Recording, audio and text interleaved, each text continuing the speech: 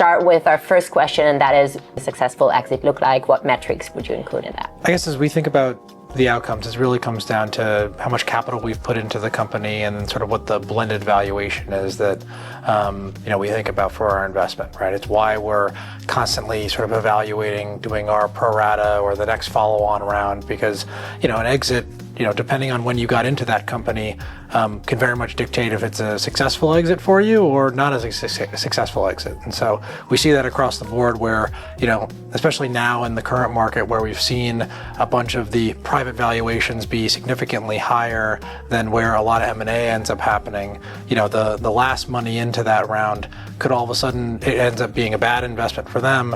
But if we're an early stage investor, at the seed or Series A round, it could be a very good outcome for us. And so I would say the biggest thing that we think about is, all right, how many dollars in at what price on a blended basis? And then what is that outcome? And, sort of what is our multiple based off that exit valuation?